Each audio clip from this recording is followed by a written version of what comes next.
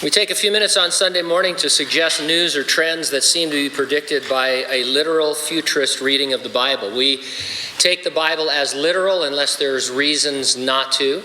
And by futurist, I simply mean that if a prophecy has not yet been fulfilled, we know that it will be fulfilled, and it'll be fulfilled literally, just like every other prophecy in the Bible. We're careful to use recognized, reliable sources for our news because we don't want to be accused of sensationalism. There's plenty of decent prophecy news without having to go out on a limb and make stuff up. We're not saying the things we report fulfill prophecy, only that they're things you'd expect in light of unfulfilled Bible prophecy. Now, the final book of the Bible, the Revelation, presents what the world will look like in the end times, especially during the 7-year Great Tribulation. The world will be under the rule of one government, one economic system, and one leader.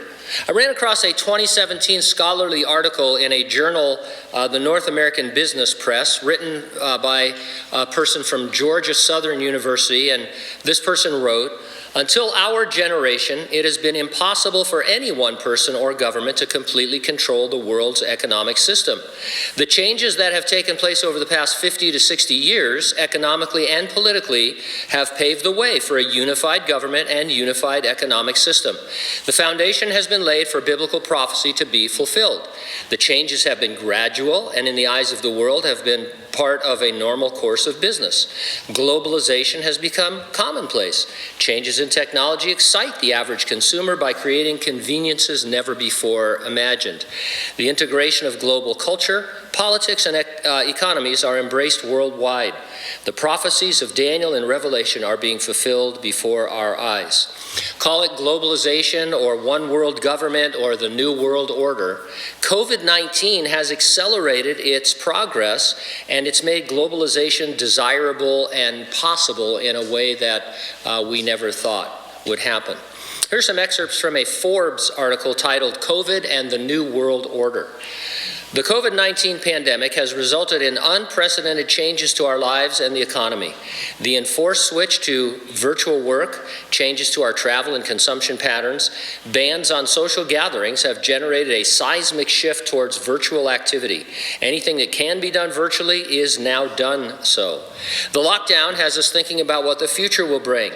Now is the time to be radical in our thinking about how to innovate society for the betterment of our citizens and use the new technologies we have at our disposal to achieve this. New technologies include artificial intelligence, machine learning, digital assets, and surveillance technology. It is a once-in-a-generation call to create new global collaboration. COVID-19 has also allowed governments to implement unprecedented levels of privacy infringement with their use of technology, facial recognition, cameras, scanning and tracking tech, with little opposition or public resistance.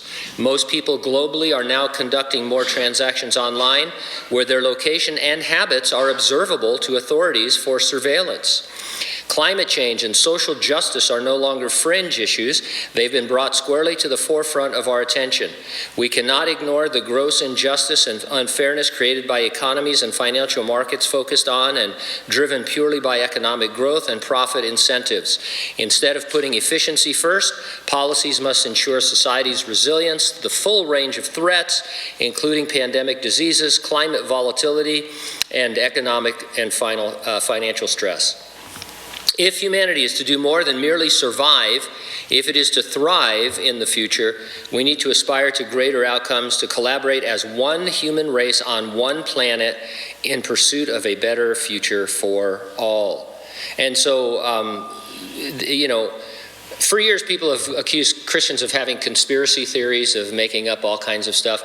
There really is a conspiracy right now by world leaders, and they're letting it be known that we're going to seize this opportunity when people are afraid and they're in their homes and we have literally taken away most personal liberties to change the world as we know it, to have a global world, a global economy, and you dumb down people like the United States so that we all have some kind of a socialist equality.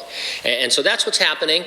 It's not my prediction. It's not something you have to see behind the scenes. They're talking about it. They're doing it. They're headed towards a one world government. What's exciting is that John said that's what would happen 2,000 years ago when it was impossible, and as the writer of that scholarly article suggested, even 50 years ago, none of this could have happened, but it can happen today. You've undoubtedly heard the phrase, the new normal. Those who are advocating globalization now call it the next normal. And so keep a weather eye out for that, as Jack Sparrow would say. We believe the resurrection and rapture of the church is imminent.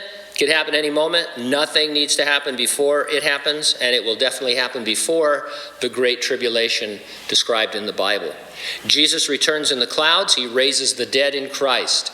Then he transforms all living believers in a moment, in the twinkling of an eye, and we're all caught up with him to be in heaven. At some point after that, the Antichrist is revealed and the tribulation unfolds on the earth. Are you ready for the rapture? If not, get ready and stay ready and keep looking up, because ready or not, Jesus is coming.